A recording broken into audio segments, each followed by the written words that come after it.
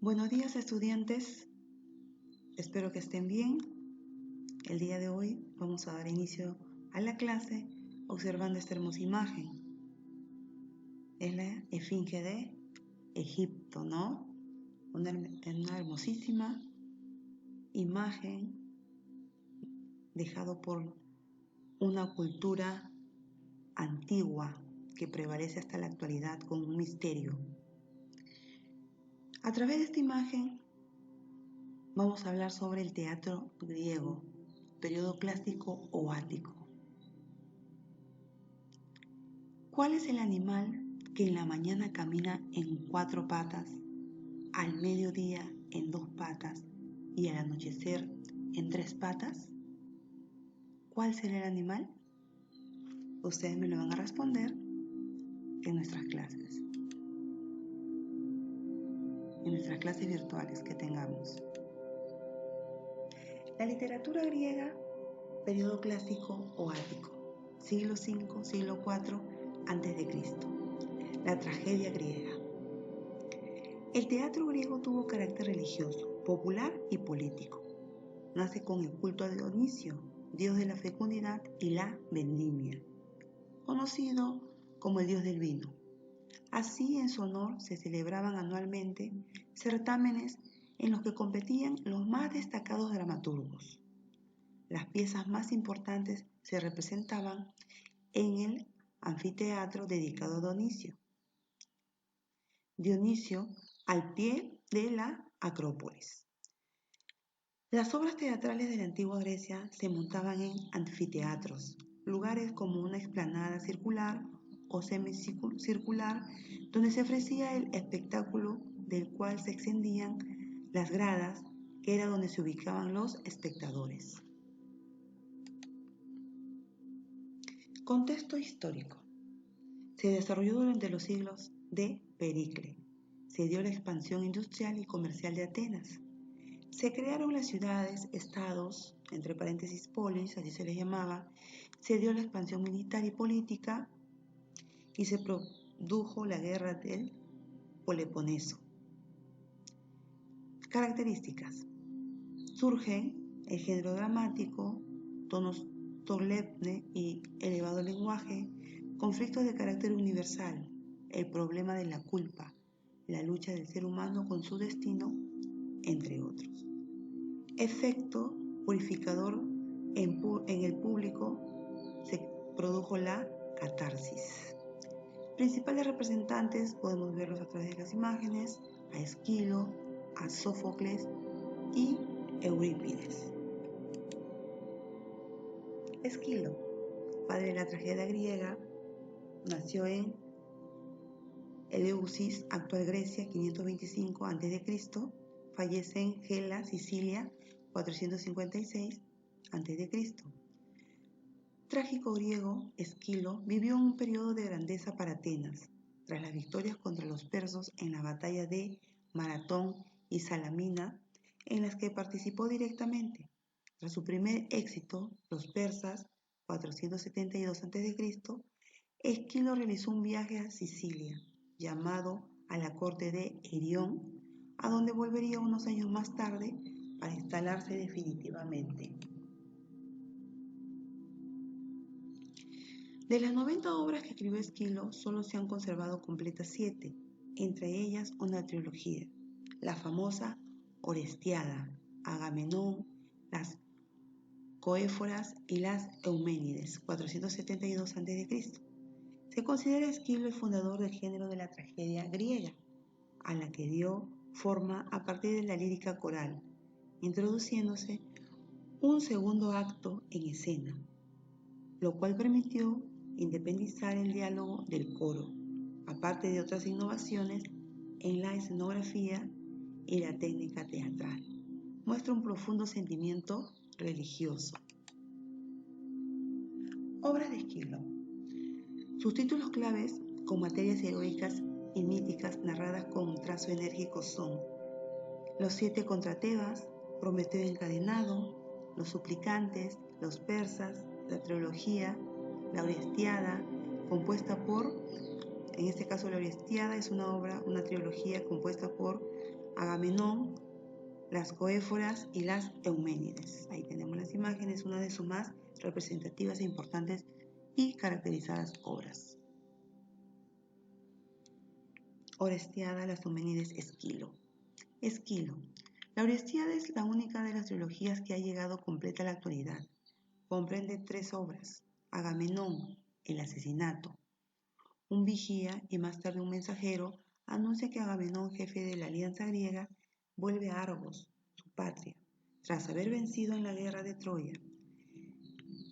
Clitemnestra, su esposa, aguarda no muy felizmente la llegada del marido, ya que jamás le perdonó que sacrificara a su hija Efigenia, y durante la ausencia de Agamenón ha mantenido relaciones con el rey Egisto. Cuando Agamenón llega a Argos, trae consigo a Casandra, profetisa joven y doncella, hija de Priamo, el rey de la vencida Troya, condenada a ser una esclava. Clitemnestra, sumida en el odio por su marido y los celos por Casandra, acaba asesinando a ambos y reinando con Egisto en Argos. Al final de la obra, una altiva Clitemnestra, aún con el cuchillo en mano, se ennoblece de haber llevado a cabo la venganza del sacrificio de su hija y jamás perdonó a su esposo.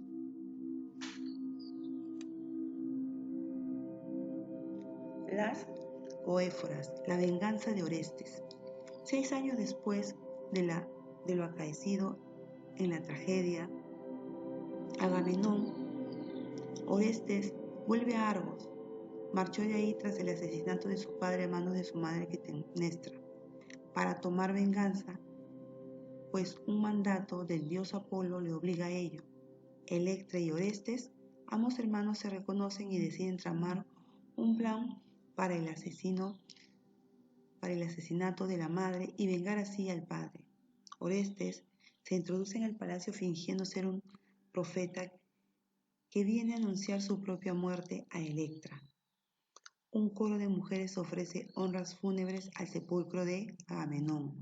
Son las Coéforas.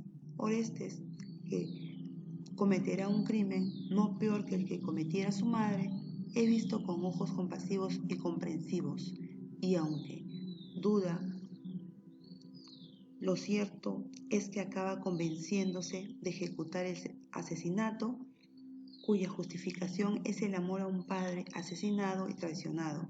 Finalmente, Orestes mata a Clitemnestra y a Egisto. Las Euménides, el juicio y el perdón de Orestes. Las Erínidas, castigadoras de los criminales, persiguen a Orestes, que se ha refugiado en el templo de Apolo, en Delfos. El dios ha aconsejado a Orestes que marche a Atenas, donde será juzgado. Justamente, al llegar a Atenas, la diosa Atenea le dice que ha de ser juzgado por jueces atenienses, y así ocurre. Los jueces determinan que tan horrorosos son los crímenes de Orestes como los que cometiera su madre Clitemnestra, para lo que Orestes es absuelto. Atenas, una vez celebrado el juicio, aplaca la furia de las Eríneas, que se convirtieran en seres buenos llamados Euménides. Sófocles. Colona, hoy parte de Atenas, actual Grecia, 496 a.C., su lugar de nacimiento. Fallece en Atenas 406 a.C. Poeta trágico, hijo de un rico armero llamado Sofilo. A los 16 años fue elegido director del coro de muchachos para celebrar la victoria de Salamina. En el año 468 a.C. se dio a conocer como un autor trágico al vencer a Esquilo en el concurso teatral que se celebra anualmente en Atenas durante las fiestas dionisíacas, cuyo dominador en los años precedentes ha sido Esquilo. Características de sus obras: estudia el alma humana, cuestionamiento en el poder de los dioses y la voluntad de los hombres, aumento de los personajes y disminución del uso del coro. Utiliza un lenguaje elegante, incorporación del tercer actor, dominio perfecto de la acción dramática, psicología de los personajes, intervención de las escenografías y el empleo de la música. Le puso mayor importancia a los diálogos, se inició la humanización de la tragedia griega y la ruptura de la trilogía trabada y aparición de las tragedias sueltas. Sus principales obras son Edipo Rey, Aya, Filoctetes, Electra, Traquinias, Edipo en Colona y Antígona. Edipo Rey. El autor, Sófocles. Su género que utiliza es dramático. Su especie es la tragedia griega. No tiene estructura. El tema es nadie puede escapar de su destino. El escenario se realiza frente al Palacio de Tebas. Su escritura es en verso. Sus personajes principales son Edipo, rey de Tebas, Yocasta, madre y esposa de Edipo, Polibo y Mérope, padres adoptivos de Edipo y reyes de Corinto, Creonte, hermana de Yocasta, Tiresías, vidente, Héctocles, Polinece, Antígona e Ismene, hijos y hermanos de Edipo. Son por el destino, es una tragedia. Argumento. Esta tragedia se basa en una leyenda de origen tebano, enlazada con la vida de Layo. Ambas fuentes han pasado por muchas variantes hasta llegar a la que en la obra coge Sófocles. La idea que encarna es la que nadie escapa de su destino. Ese es su tema principal. ¿Por qué será? Nadie escapa de su destino. Da comienzos presentándonos al pueblo de Teba. Edipo la llama en muchas ocasiones ciudad de Cadmo, aludiendo al mítico fundador, que víctima de la peste, se congrega en el ahora ante el palacio del rey para solicitar a este, a quien tiene gran veneración, que encuentre un remedio a sus males. Tenemos las imágenes de Edipo, un hombre con los ojos ensangrentados. ¿Por qué será? Tienen que leer para conocer la historia. Creonte, cuñado de Edipo, trae la respuesta del oráculo de Delfos, que da a conocer al rey y al pueblo que el azote que sufre es un castigo impuesto por los dioses por un crimen de sangre, concretamente por la muerte de su anterior rey, Layo, el cual ha quedado impune. Se hace pues necesario encontrar al culpable y que impide su crimen. Repito, se hace pues necesario encontrar al culpable y que expíe su crimen, es decir, que pague el crimen cometido. A lo largo de la obra se reconstruye la génesis de Edipo, hijo de Layo y de Yocasta, abandonado por su padre, a quien el oráculo había anunciado que su hijo le daría muerte. Es decir, Edipo fue desterrado por sus padres porque el oráculo le había dicho que él al crecer los mataría. ¿Y quiénes eran sus padres originarios verdaderos de Edipo? Layo y Yocasta. Edipo fue recogido por unos pastores y llevado al rey de Corinto, Pólibo, quien lo educó como príncipe. Ya hombre, Edipo se entera de la revelación del oráculo y, para evitar su cumplimiento, se aleja de Pólibo, de paso por Tebas. Encontró a su verdadero padre en el camino y lo mató en una disputa sin conocerlo. Habiendo adivinado el enigma de la esfinge, recibió como premio la mano de Yocasta, quien se casó, sin saber que era su hijo. Edipo, hombre honrado, ordena que se abra una investigación. Esta revela que hubo un testigo de la muerte de Layo, pero él ha dado una pista falsa. Los actores fueron varios. Ha dicho lo que justifica en parte su cobardía. De todos modos, se ordena que comparezca. Entre tanto, se han producido otras circunstancias. llega un mensajero de Corinto para anunciar a Edipo la muerte de Pólibo, rey de la ciudad y supuesto padre de Egipto, de Edipo. Pero entre otras revelaciones que se hacen en el curso de la conversación, el mensajero revela a Edipo que este no era hijo de Pólibo, sino que él mismo le entregó un niño, que a su vez había recibido otro pastor que al parecer estaba al servicio de Layo. El coro sugiere que quizá el pastor que se busca sea el mismo que entregó al niño. Del diálogo de ambos se aclara que aquel niño es el propio Edipo, que es, por tanto, también el asesino de Layo, con cuya viuda se había casado. Claro, sin saberlo. Y esta a la vez es su madre y madre de los hijos de Edipo, Yocasta. Al saberlo, se suicida ahorcándose con sus trenzas. Edipo, ante el cadáver de su madre y esposa, se revienta los ojos con los broches que cerraban la túnica de Yocasta. Edipo explica que ha querido huir de la vista intolerante para él de los hijos nacidos de aquel matrimonio, que hubiera querido asimismo quedarse sordo para liberarse del contacto con el mundo exterior. Trágica comedia, ¿no, chicos? Sin querer fue desterrado porque el oráculo había anunciado de que iba a causar una desgracia, que al final se realizó. Eurípides nació en Salamina en el año 480 a.C. Es escéptico de las creencias religiosas. Convirtió la tragedia en un verdadero drama, donde se conjugan los sentimientos y las pasiones humanas. Por ello, se le denomina el humanizador de la tragedia. Aristóteles lo considera el más trágico de los trágicos. Murió en Macedonia en el año 408 a.C. Sus obras son Medea, Suplicante, Hércules, Troyanas, Ifigenia entre los tauros, Ión, Helena, Orestes, Las Bacantes. Argumento de Medea.